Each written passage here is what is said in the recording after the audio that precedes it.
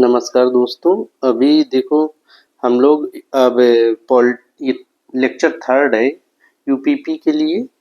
और हम लोग अब पॉलिटी से शुरू करेंगे, है ना। यूपीपी कांस्टेबल की जो वैकेंसी है अभी 2026 के लिए, शायद मई तक एग्जाम होगा, ठीक है ना। जून में भी जा सकता, लेकिन आप मई की तैयारी करके चलो, है ना। मोस्टली मई में होने के चांस हैं ज़्यादा। तो अब हम पॉलिटी से शुरू करेंगे। पॉलिटी में मैंने चैप्टराइजेशन किया है कि कौन कौन से चैप्टर पढ़ाएंगे। तो ऐसे हमने लगभग 20-22 चैप्टर बनाए हैं, ठीक है। आप इन्हें चैप्टर देख के ये मत घबराना कि इतने चैप्टर हैं यूपी कांस्टेबल में, इतने चैप्टर पढ़ने क्या कोई ज़रूरी है पॉलिटी के लिए। बस हमने चैप्टर आपके समझ बनाने के लिए ज़्यादा बना दिए हैं कि मतलब बहुत ज़्यादा रटना ना पड़े, एक समझते हुए आप चलें। मैं इनमें वही क्वेश्चन या उतने कॉन्सेप्ट उठाऊंगा जितना उत्तर प्रदेश ये कांस्टेबल के लिए इम्पोर्टेंट है ना। मैं डीप में जाऊंगा ही नहीं, बस थोड़ा थोड़ा थोड़ा थोड़ा एक बेसिक आइडिया हॉरिजॉन्टल वे में पढ़ते चलेंगे। तो कह रहे हैं कि पॉलिटी, ये राज्य व्यवस्था का अर्थ क्या है। पहले तो यही देख लेते हैं कि ये क्यों पढ़ रहे हैं, क्या है ये, है ना। तो राज मतलब रूल, रूल करने की व्यवस्था, मतलब किसी पे शासन करने की व्यवस्था, ये हमें पॉलिटी बताती है ना। तो किसी भी एग्जाम के लिए जरूरी होता है कि कोई आप पे गवर्नमेंट, जैसे हमारे हमारे भारत में लोकतंत्र है तो गवर्नमेंट शासन करती है। वो गवर्नमेंट कैसी है, चुनी हुई गवर्नमेंट है लोगों के द्वारा। तो उसको कैसी व्यवस्था है, कौन प्रधानमंत्री होगा, कौन राष्ट्रपति होगा, कौन मुख्यमंत्री होगा, कैसा आईएएस आईपीएस, ये सब आप भी प्रशासन का एक भाग होने जा रहे हैं। तो ये सब लोग कैसे चलते हैं, कौन इनकी नियुक्त करता है, कितना कार्यकाल होता है, क्या नियम शर्तें हैं इनकी सेवा करने के लिए, ये सब पॉलिटी में पढ़ते हैं, है ना। दरअसल पॉलिटी में संविधान को ही ज्यादातर पढ़ा जाता है। 90% तो संविधान ही पढ़ा जाता है पॉलिटी में। पॉलिटी में 90% संविधान क्यों पढ़ा जाता है, पॉलिटी में संविधान इतना क्यों इम्पोर्टेंट है। संविधान मतलब कॉन्स्टिट्यूशन, है ना। क्योंकि देखो कोई भी देश, है ना, किसी कानून के आधार पे ही चलता है ना। जैसे हमारे यहाँ लोकतंत्र है, तो जो लोकतांत्रिक देश हैं उनके लिए कानून तो और इम्पोर्टेंट हो जाते हैं, है ना। जो जहाँ राजतंत्र है, जहाँ राजा शासन करता है, वहाँ के लिए उतना कानून इम्पोर्टेंट नहीं होता। जो राजा के मन में आया वही कानून बन जाता है, वो बना देते हैं। तो जब हमारा देश आजाद हुआ उसके बाद ये हुआ कि अब हमारा देश कैसे चलेगा, तो फिर हमारा कॉन्स्टिट्यूशन बनाया गया। और जब ये कॉन्स्टिट्यूशन बन गया ना, तो कॉन्स्टिट्यूशन क्या है कि हमारे देश को चलाने के लिए सबसे मौलिक कानून है, सबसे प्रारंभिक कानून है, सबसे ओरिजिनल कानून है ना। इसी के आधार पे पूरा देश चलेगा। इसी के कॉन्स्टिट्यूशन के ही आधार पे अन्य कानून बनाए जाएंगे, इसकी भावना के विपरीत नहीं होंगे। इसलिए कॉन्स्टिट्यूशन को हम लोग पढ़ते हैं, इसी से क्वेश्चन आते हैं। को सिलेबस देख लेते हैं पॉलिटी का। पहला देखो हमने लिया कॉन्स्टिट्यूशन, है ना। संविधान का परिचय, मतलब संविधान क्या होता है, संविधान का वर्गीकरण ना, लिखित अलिखित संविधान आपने खूब देखा होगा, क्वेश्चन में आता है अलिखित संविधान। तो ब्रिटेन का अलिखित संविधान मतलब वो लिखा हुआ नहीं है, और अमेरिका का सबसे पुराना लिखित संविधान है, ऐसे क्वेश्चन आते हैं ना। संविधान के भाग अनुसूची ये सब देख लेंगे। संविधान कैसा होता है ये अभी हम दिखा भी देंगे। तो संविधान की व्यवस्था, संघीय व्यवस्था की हमारे यहाँ कौन सी व्यवस्था, हमारे यहाँ संघ बना हुआ है ना। भारत भारत एक संघ है राज्यों का, है ना, स्टेट का, राज्यों का संघ है। तो ऐसे में ये चीजें कि संविधान का एक बेसिक परिचय ले लेंगे, ठीक है, पहले चैप्टर में। दूसरे में संविधान का विकास कैसे हुआ, ब्रिटिश काल में कैसे कैसे कानून बने, उनसे चीजें ली गई ना। 1935 का अधिनियम है, अंग्रेजों द्वारा बनाया गया, उससे ढेर सारी चीजें ली गई। तो ऐसे ये चीज इसमें देख लेंगे कैसे निर्माण हुआ संविधान का। संविधान सभा बैठी, उसने बनाया था संविधान, ये चीजें दूसरे चैप्टर में देखेंगे। फिर संविधान की शुरुआत होती है प्रस्तावना से, है ना। प्रस्तावना क्या है, किसी बुक का जो आज्ञा का जो चीज दी रहती है, जैसे आमुख एक लिखा रहता है, आप बुक देखे होंगे, आमुख या प्रीफेस लिखा रहता है कि मतलब बुक के बारे में कुछ आगे एक पेज नहीं दिया रहता है, एक पेज कि बुक के बारे में बताया जा रहा है कि इस बुक में आगे क्या क्या होगा, क्या क्यों हमने ये बुक लिखी है। तो वही संविधान भी वैसा ही है। तो प्रस्तावना में यही प्रियम्बल में यही दिया है, तो उसे देखेंगे। फिर दूसरे भाग में जस्ट प्रस्तावना के नहीं, प्रस्तावना के बाद भाग 1 है, पहला भाग है भाग 1, है ना। भाग 1 मतलब एक अध्याय जैसा, जैसे बुक अध्यायों में बटी होती है ना, यूनिट्स में, वैसा ही है। तो वो भाग 1 में हम लोग देखेंगे कि संघ मतलब भारत एक संघ है ना, इंडिया एक संघ है। संघ मतलब एक कई राज्यों को मिलाया हुआ एक गठबंधन टाइप में आप समझो, ठीक है ना। तो जब ये चैप्टर आएगा तब अच्छे से समझा देंगे। यूनियन है हमारा, और उसके राज्य में टेरिटरी मतलब राज्य, ये सब उत्तर प्रदेश, मध्य प्रदेश, दुनिया के जितने भी हमारे राज्य हैं।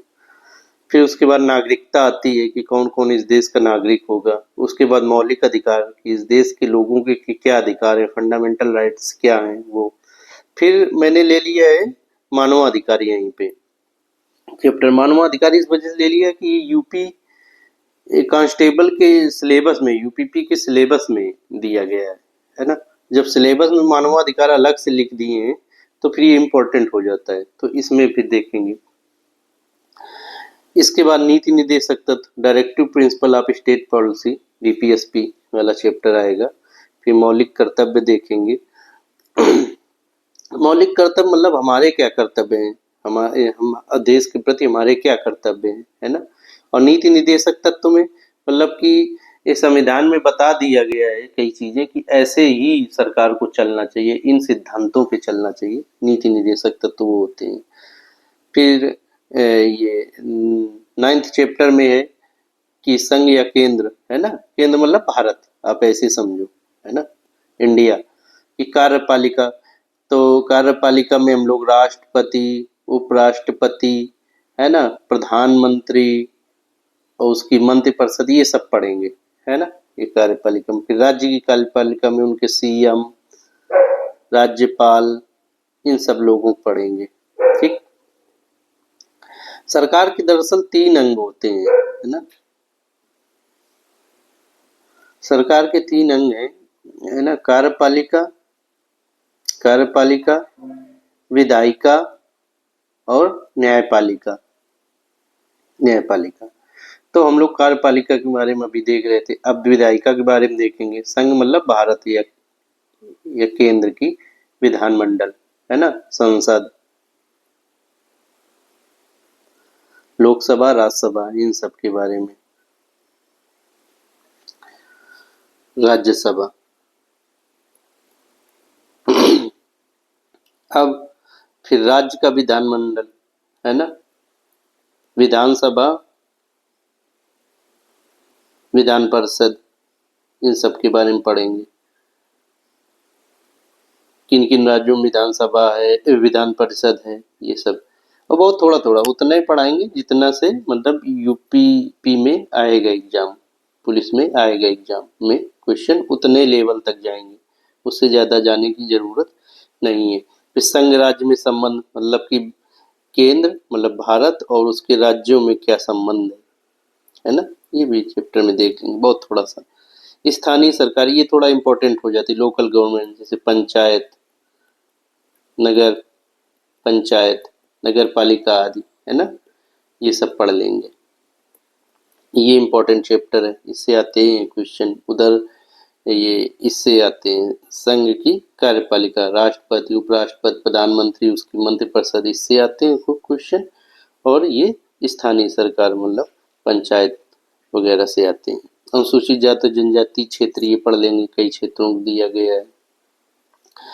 भारतीय न्यायिक व्यवस्था मतलब supreme court, supreme court, high court,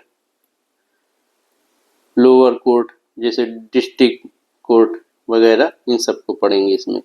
जन प्रतिनिधित्व अधिनियम 1951, निर्वाचन इलेक्शन, इसी में इलेक्शन कमीशन वगैरह पढ़ लेंगे और कुछ नहीं, है ना।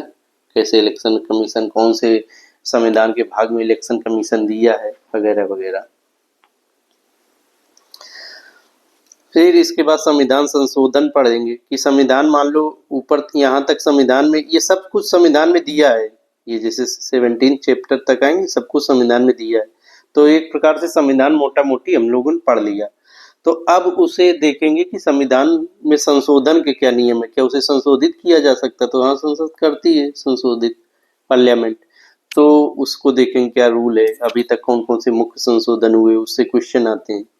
फिर उसके बाद देख लेंगे विभिन्न आयोग एवं संस्थाएं, है ना, कुछ संविधान में दी गई हैं, कुछ कानून द्वारा बनाई गई हैं, तो उन्हें देख लेंगे, है ना। इनसे जो इम्पोर्टेंट है क्वेश्चन आते हैं जहाँ से। फिर उसके बाद विविध जो कुछ बचेगा थोड़ा बहुत वो मिसलेनियस में देख लेंगे। अब देखो कुछ यूपीपी उत्तर प्रदेश कांस्टेबल के एग्जाम में आए हुए क्वेश्चन है, उन्हें देखते हैं। उसके बाद देखेंगे कॉन्स्टिट्यूशन, है ना। देखो किस लेवल के क्वेश्चन आते हैं उस पे देखते हैं। देखो कह रहा है ये यूपी पुलिस कांस्टेबल 2024 में आया था क्वेश्चन। कह रहा है भारत के संविधान के अनुच्छेद 64, 64 और 89 अनुच्छेद, ये दो अनुच्छेद कह रहा है, इन दोनों के तहत कौन राज्यसभा का पदेन सभापति है। राज्यसभा का कौन पदेन सभापति है, राज्यसभा है, उसका कौन सभापति होगा। हमेशा कौन सभापति रहता है, तो वो रहते हैं उपराष्ट्रपति। उपराष्ट्रपति बन गए तो वो राज्यसभा के सभापति होंगे ही, यही पदेन सभापति का मतलब है ना। और ये आपको इतने देखना है, राज्यसभा का पदेन सभापति कौन होता है, तो उपराष्ट्रपति होते हैं। उपराष्ट्रपति पद जैसे कोई ने उपराष्ट्रपति पद के लिए शपथ लिया तो राज्यसभा का वो सभापति मान लिया जाता है, वो राज्यसभा के अध्यक्षता करता है जब भी उसका सेशन चलता है, तो उपराष्ट्रपति होते हैं। ठीक है, ये कम से हर एग्जाम में लगभग क्वेश्चन आया करता है।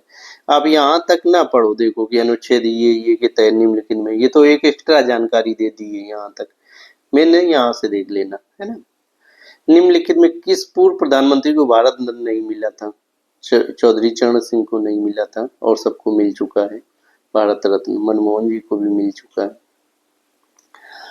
भारतीय संविधान का कौन सा अनुच्छेद वाक स्वतंत्र अभिव्यक्ति की स्वतंत्र, वाक स्वतंत्र मतलब अभिव्यक्ति की स्वतंत्रता, मतलब कुछ भी आप एक्सप्रेस करना, बोलना चाहते हो, है ना, या इशारे से समझाना चाहते हो, कुछ भी कहना चाहते हो, उसकी स्वतंत्रता कौन सा अनुच्छेद में मतलब लिखी गई है ना। तो अनुच्छेद 19 में बताई गई है कि हम लोग फ्रीडम ऑफ एक्सप्रेशन, बोलने की जो स्वतंत्रता है वो अनुच्छेद 19 में वर्णित है संविधान के। ऐसे क्वेश्चन आ रहे हैं, फंडामेंटल राइट से क्वेश्चन है ना, मौलिक अधिकार से, है ना। भारतीय संविधान का कौन सा अनुच्छेद राष्ट्रपति के क्षमादान, है ना, वो क्षमा देता है ना, किसी को दंड न्यायालय ने दिया तो उसे राष्ट्रपति क्षमा कर सकता है ना, तो वो अनुच्छेद 72 के तहत।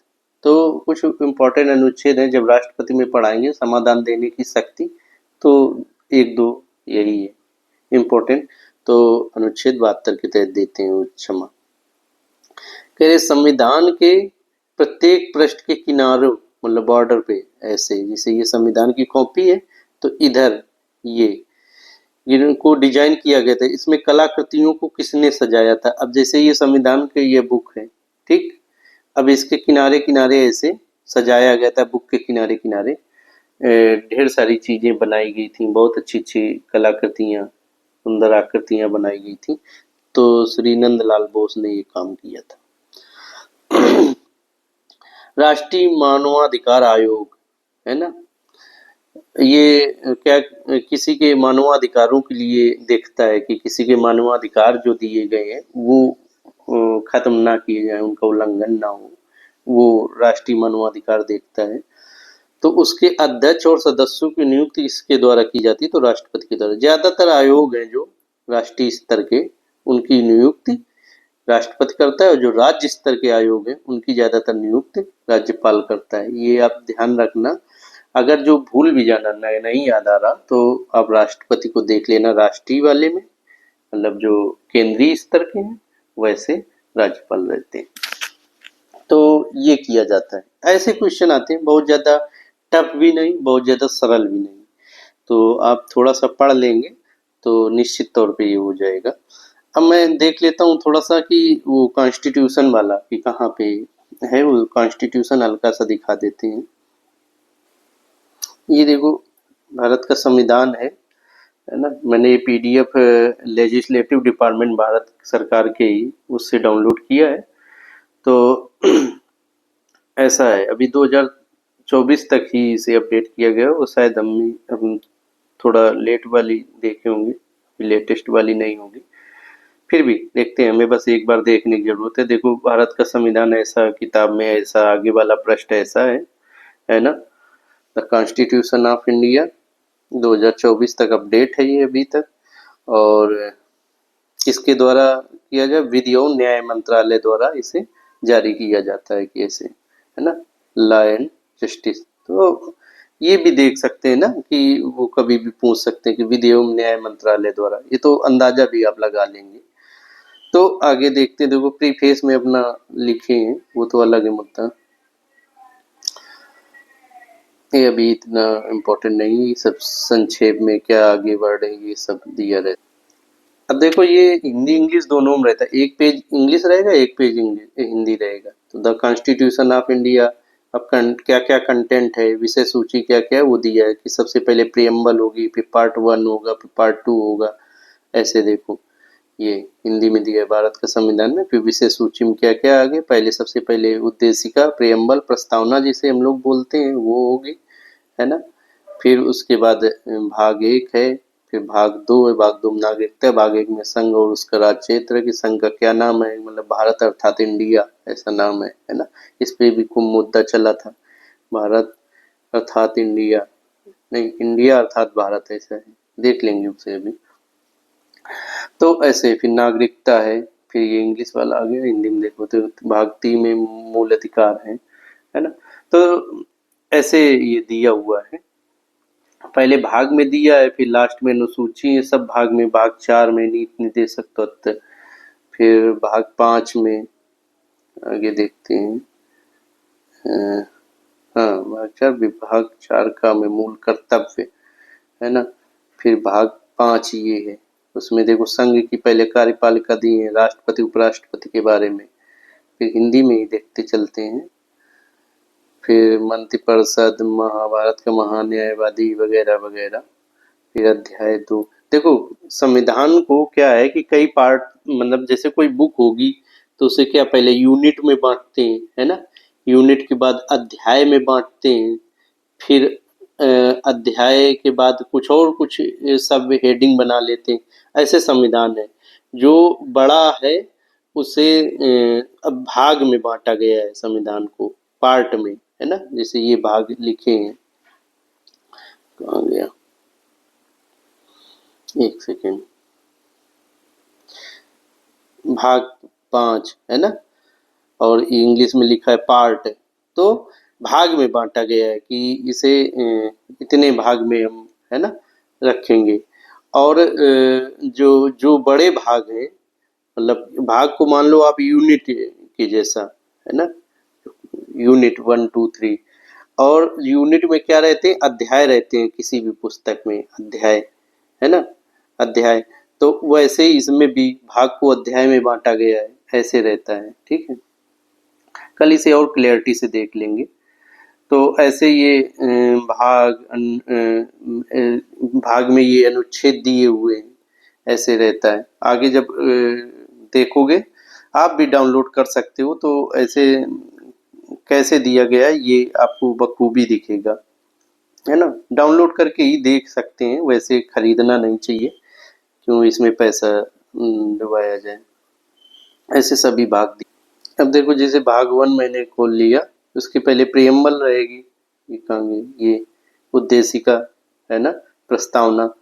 तो ये रहेगी, हम भारत के लोग भारत को संपूर्ण प्रभु समानतंत्र निरपेक्ष लोकतंत्रात्मक गणराज्य, ये सब दिए प्रियम्बल। इसके बाद भाग 1 रहेगा, पार्ट 1 देखो ऊपर के भाग 1, तो पहला अनुच्छेद ये, तो ऐसे अनुच्छेद दिए, अनुच्छेद के अंदर और उसके भाग छोटे छोटे अनुच्छेद दिए गए हैं, है ना। अनुच्छेद 1 1 ऐसे दिया रहता है, अनुच्छेद ऐसे लिखा रहता है 1 फिर 1, तो अनुच्छेद 1 का ही सब पार्ट है ना, ऐसे टाइप में। वो कल मैं बताऊंगा कैसे रहता है थोड़ा सा, बस और ज़्यादा नहीं। तो ऐसा रहता है, बहुत ज़्यादा इसे देखने का आवश्यकता नहीं है, क्योंकि बस नॉलेज के लिए दिखा दिया। ठीक है, आज की क्लास में इतना ही।